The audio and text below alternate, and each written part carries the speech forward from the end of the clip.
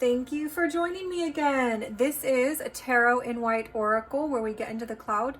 This is our learning center and all of our videos will be posted free. Many will be coming out and we will be diving deeper and deeper and deeper. You will not even believe how far we'll go. We're going to get into information that most people who practice Arcana are not even familiar with. So right now we're going to be going here. And a lot of people are familiar with this, but a lot of people aren't who practice the tarot. So let's dive in for those that are curious or who want to learn more. So this is all about our Minor Arcana and how it relates to the Tree of Life. So our Tree of Life is a crude diagram. You can look it up yourself later, but this is what it kind of looks like. It's made up of 10 points. And each of these points is called a Sephiroth.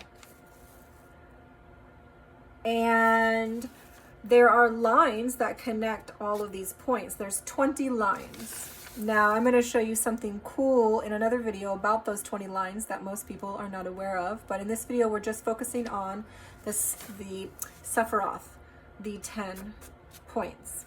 So what are these 10 points? What are they about? What is the Tree of Life? What is Kabbalah? So basically, Kabbalah is a mystical branch of Judaism, much like Sufism is to Islam. Maybe a lot of you don't know that, but a lot of religions that are very rigid have mystical and esoteric branches that break off throughout history. Now, some people put Kabbalah at the 12th or 13th century, but I know that it dates back way back into Moses's time, in my opinion. As far as evidence that people have found, they do say that its mystical traditions emerge into the biblical era, the prophetic visions of Elijah and Ezekiel. It flourished in the 16th century, of course, under the Zohar work, and it's the foundation for the Hasidic Jews. But I know that it has a lot of history, not only during the biblical era, but also with ancient Israel. And so it dates really far back. But most people are familiar with its modern form, which started to solidify a lot later. Anyway, that's Kabbalah. And if you're interested in the mystical and esoteric forms of the, what you might call by the book, black and white rigid religions, Islam also has its own form called Sufism, and that's where we get information from the Rumi, which is also a very amazing philosophical and spiritually enlightening writer and spiritual seeker. Anyway, I digress. So let's dive into this. So then what is the Tree of Life? What does that have to do with anything? So in the Bible, in the Old Testament, in Genesis 5:11, there's something called the Tower of Babel. And the Tower of Babel was this structure that people were creating from the bottom up to get to God, to get to the secrets, to get to higher understanding. And of course, it was built on a faulty foundation. You can kind of say it sort of represents the tower in the Arcana. And they were building it on a faulty foundation until it collapsed. And it broke because they were building it from the bottom up, which symbolically, to me, is a representative of nature. Nature works from the bottom up. Now, later in Genesis 28:10-12, we get into the dream that Jacob had. And it's called Jacob's Ladder, another name for the Tree of Life Kabbalah interpretation. Now, that ladder was strong. And the reason was because it was built from the top to the bottom. And when you build things from the top to the bottom, you're using the mind. And then above that, you're using the spirit and the soul. So it connects to the higher realm of the spirit. And the angels descend on this ladder up and down. Now, of course, it's not a literal ladder. This is a metaphor. They descend up and down on this ladder to bring knowledge, to bring wisdom, to bring love and understanding, and all of these qualities to down below. So that's where the tree of life actually comes from. It comes from Jacob's ladder from Genesis 28:10-12. Now, the tree of life is interpreted a certain way by the Kabbalists. And this is the diagram, which you can look up and get a better diagram of, but this is my crude drawing. And we're going to dive into what all of these numbers mean and how it relates to the Minor Arcana. But before we do that, I want you to understand that this is one world. So there are 10 Sephiroths in the first world. And the first world is on top. Underneath that is the second world. Underneath that is the third world. And underneath that is the fourth world. Now, what are these worlds? The first world is your wands, which is called your emanation. It's your soul, your purpose. The second world is your cups, which is your creation. This is where you have your emotions, your intuition, your heart, your feeling, and you are now really moved to create. You're creating something inside your mother's womb. It's creating that baby. And then the next is, of course, our third world, which is our swords. It's our thoughts. And this is called the formation world, because you're forming, you're planning, you have ideas, you're putting things together. And so you're forming, which you can also call that the DNA in the natural world. And then we get to our fourth world, which is our heaviest and the farthest from heaven, which is our earth, or our body, our sensation, our touch, seeing, hearing, smelling, tasting, everything that is you can see, everything that you can touch, you can, all of our physical senses. That is our earth, or our fourth world. So it's the heaviest, the densest, the most material, the thickest. It's your body, everything that you can, that science is down here on this level. And sometimes science gets up to the third level. Okay, so but above the second level or third level, we have a second level and we have a first level. And these levels are invisible. And the farther up you go, up this ladder, the more invisible the information becomes. So you can kind of see the ladder steps here with the cards. So this is Jacob's ladder. And as the angels descend from emanation to creation to formation to manifestation, things become thicker and thicker and thicker in energy. So that's a short lesson on that. And then so let's go ahead and dive into, I wanted to make sure you have a basic understanding of that before we dive into something a little thicker. So now we're at the tree of life. And you understand that there's going to be 4 different worlds. So our aces are number 1, and they correspond with the first point on the tree of life, number 1, way up here. Our 2s correspond with the number 2 here. Now Hebrew is right to left, so it's going to go 2 here and then 3. And then 4, 5, 6 is in the middle. And then 7, then 8, and then 9 in the middle, then 10. And so that's how the numbers correspond to our tree of life. Now, let's look at something pretty, because I know that diagram is not that great. But I wanted to show you a visual. So this is number 1. It's your highest point on your tree of life. It's way up there on the top. And this is called your crowning energy. It's pure consciousness. It's wisdom. It's divine will. And on the worlds, first world, second world, third world, this is your crowning energy here as well on earth. Your pure consciousness, wisdom, divine will. But it's the 4th on that ladder. And so you're going to be your thickest energy.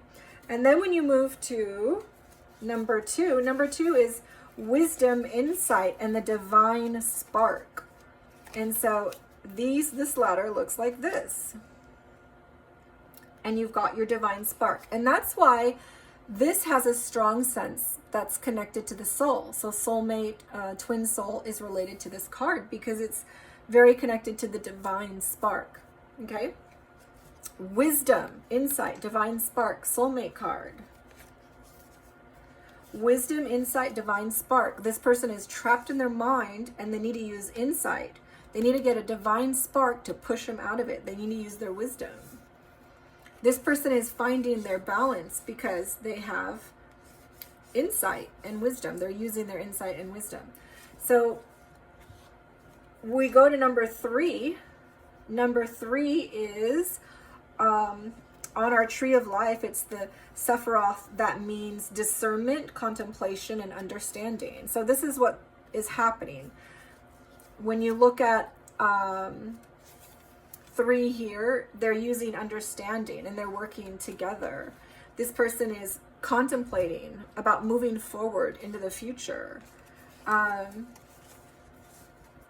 Understanding needs to be brought to the mind so that you can move out of your false illusions, your abandonment wounds, which is a false lie because you're never abandoned. You're always connected to source, but you don't understand that yet.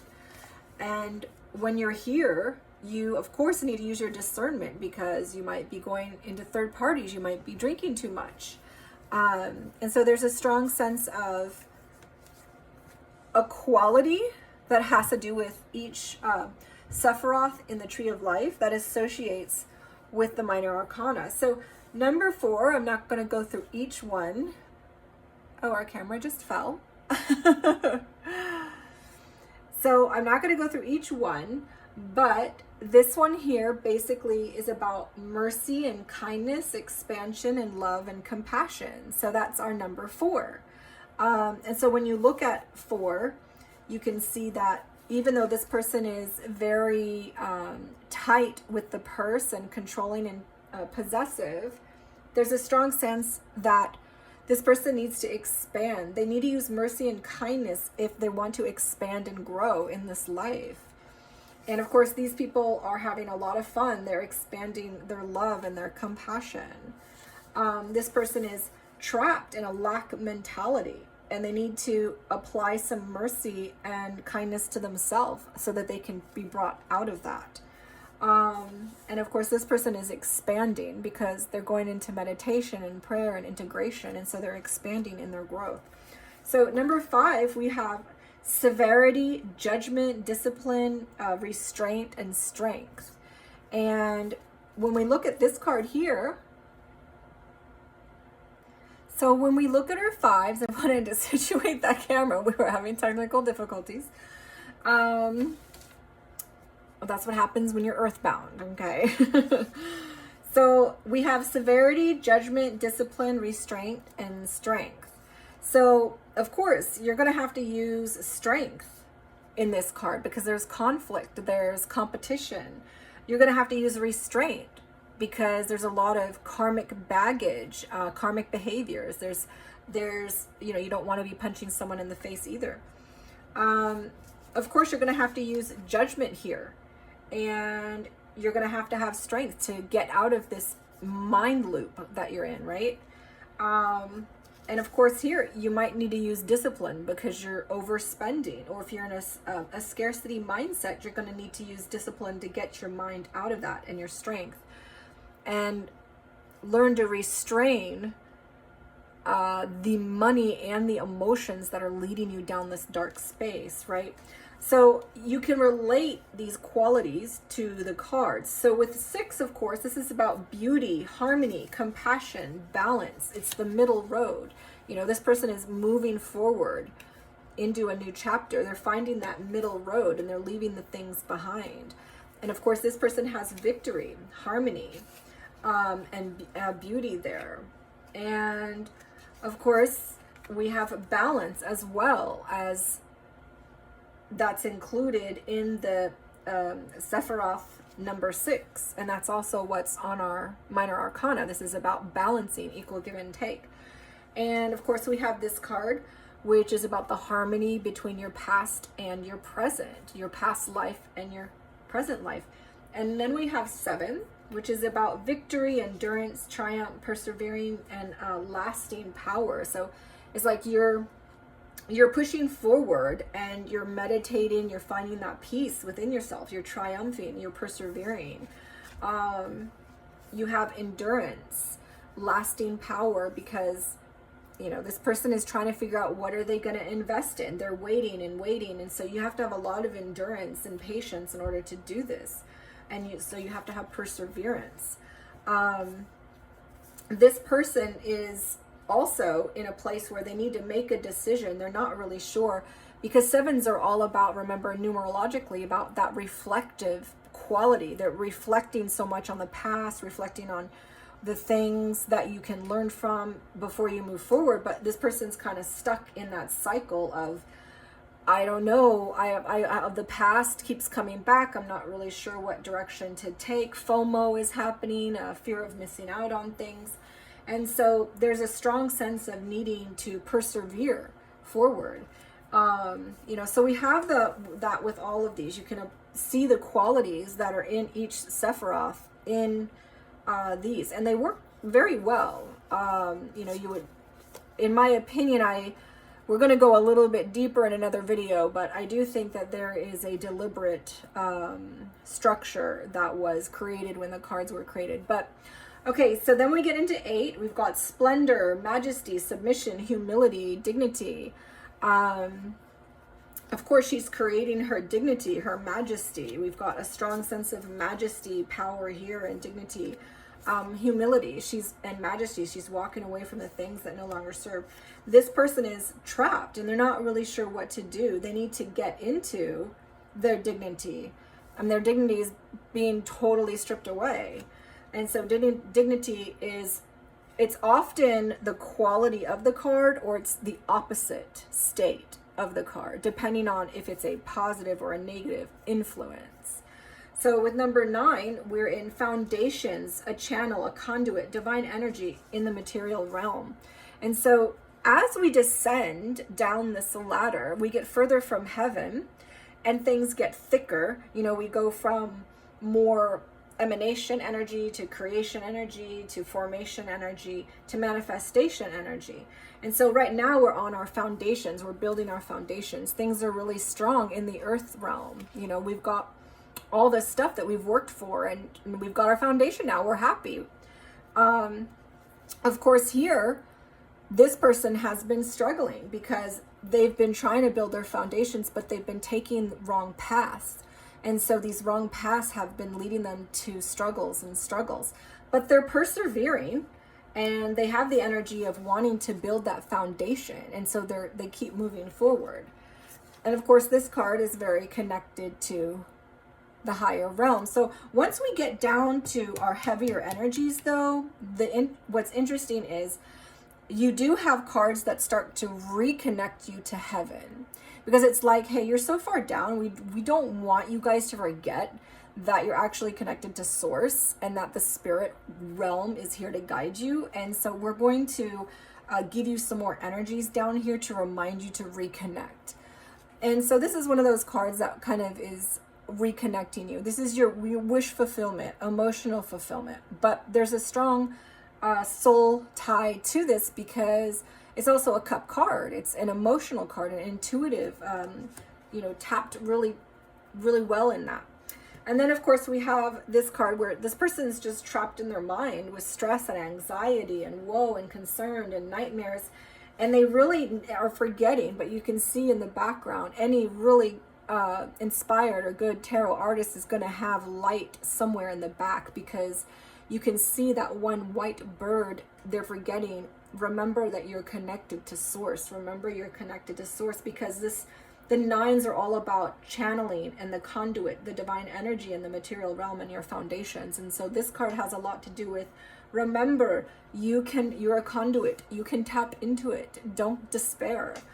And then we finish up, of course, with our 10s, and we have our kingdom is being made. Our divine presence can now be present. It's the culmination of all the manifestations, of all the journeys.